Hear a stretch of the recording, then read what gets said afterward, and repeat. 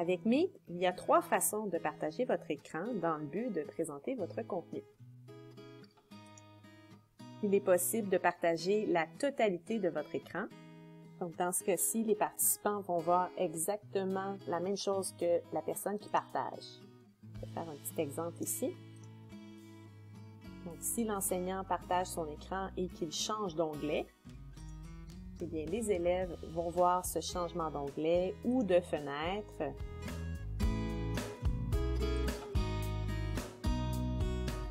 Dans ce cas-ci, il faut faire attention aux notifications de courriel ou de messagerie pour des informations peut-être un peu plus confidentielles, donc elles vont quand même apparaître dans le partage intégral de l'écran.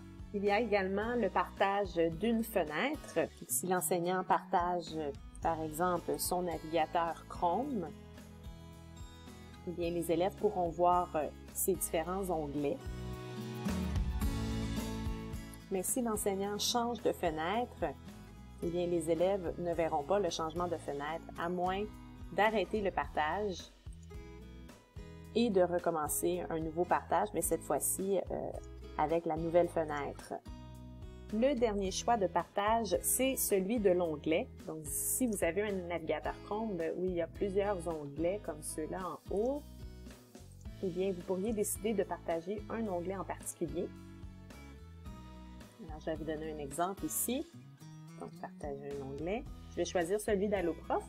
Et si le contenu possède de l'audio, eh bien, ça va être important de venir cocher la case ici. Et lorsque je partage, on voit le petit rectangle bleu apparaître et on voit ici la délimitation en bleu également. Donc, ça veut dire que les élèves ne voient seulement ce qu'il y a à l'intérieur du rectangle bleu. Si je change d'onglet, les élèves vont toujours voir celui où il y a le rectangle bleu, mais je pourrais cliquer sur « Partager » cet onglet à la place pour que les élèves suivent le partage d'écran. Il est important de savoir que si vous voulez partager du contenu audio ou vidéo, vous devez absolument choisir le partage par onglet pour avoir une meilleure qualité.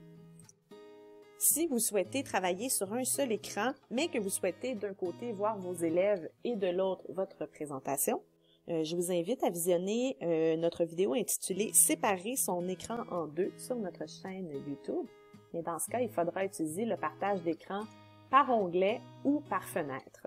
Donc, dans ce cas, on pourrait ouvrir, par exemple, cet onglet, on va le transformer en fenêtre, et en venant cliquer sur le clavier, la touche démarrer, ainsi que la flèche de droite, je vais placer donc dans la moitié de droite ma fenêtre de présentation, et je vais garder mon Meet à gauche. Donc, de cette façon-là, lorsque je vais me déplacer dans mon onglet, les élèves ne verront pas tout ce qui se passe à gauche de mon écran. Ils vont seulement voir mon partage d'onglets ou de fenêtres. Dans tous les types de partage, c'est bien important de venir sélectionner l'écran. Donc, si vous partagez, vous avez 2 écrans, eh bien, vous pourriez venir cliquer ici et sélectionner le bon écran. Sinon, pour la fenêtre, c'est la même chose. Vous avez vos fenêtres ouvertes ici, vous devez venir sélectionner la fenêtre et cliquer sur partager. Sinon, si vous ne sélectionnez rien, eh bien, vous ne pourrez pas cliquer.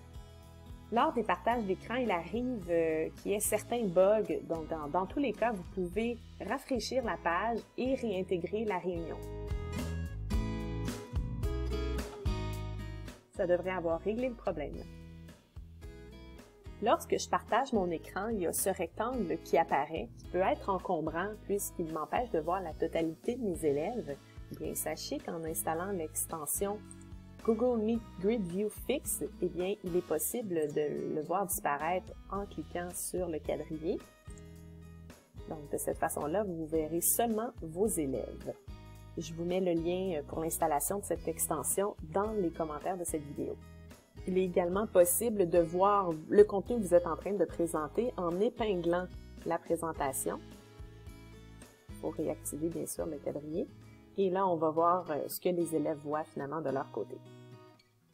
Donc, vous savez maintenant tout ce qu'il y avait à savoir sur le partage d'écran.